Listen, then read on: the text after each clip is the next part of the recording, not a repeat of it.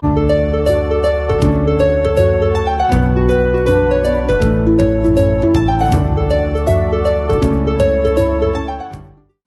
I'm Judy Crane, and in this free art lesson I want to show you how to mix some bright luminous colors using a fairly limited palette. So I'm going to start with colors. These are primarily colors that you might want to use in painting a flower, or it relates to actually almost anything. Here I have permanent rose. And this is a translucent color. You can see the how clear that color is. I'm going to mix a little white in with permanent rose, and you have a beautiful, pretty pure pink. To this permanent rose, if I add a little bit of Indian yellow, I start getting an orange. Add some white to that. Here is cad yellow light. Just taking the cad yellow light and adding a little permanent rose to cad yellow light. And there you get another bright yellow.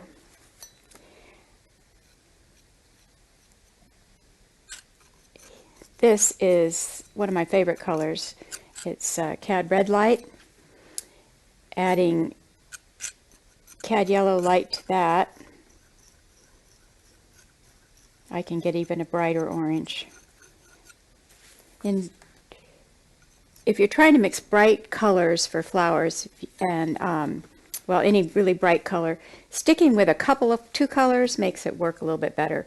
But if you want to tone it down a little bit to have a more realistic color, for maybe in the shadow areas, you can start adding a more complementary color.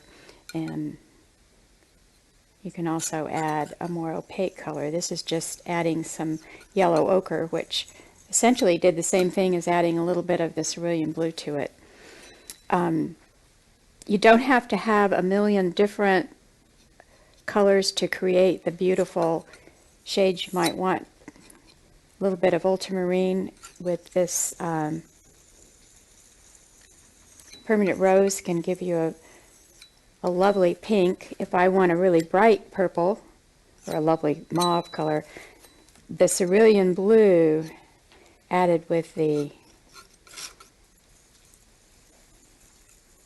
permanent rose, and I have a nice dark purple. And sometimes, in order to see what color you really have, if you add a little bit of white to it, you can start to see that this is a much more purple mauve color.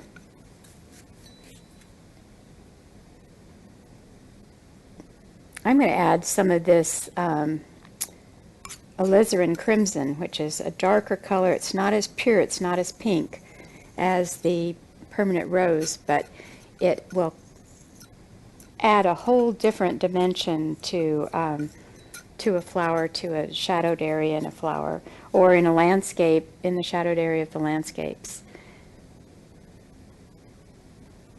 And a bright red.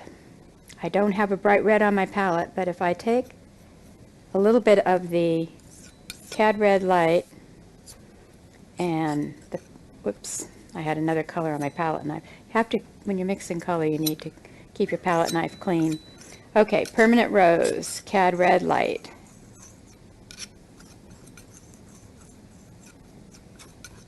And there I have a pretty nice clear red. So you can actually work with far fewer colors. You don't have to have light red, dark red, medium red, 3 or 4 shades of pink. Just by using the permanent rose, a little alizarin crimson, cad red light, and a little bit of yellow, I can create all these beautiful orange and pink and purple colors without needing to introduce colors that might seem unrelated. When you look at this, even though these are all different colors, they're made from the same colors, and so there's a relationship. So this is the basic palette that I would use for making bright luminous flowers. Permanent Rose is a big help in giving you the pinkest colors. The CAD red light mixed with that can bring in the reds, and using a couple of blues, ultramarine and cerulean, you can create a variety of purples. So you can have a wonderful combination of bright colors.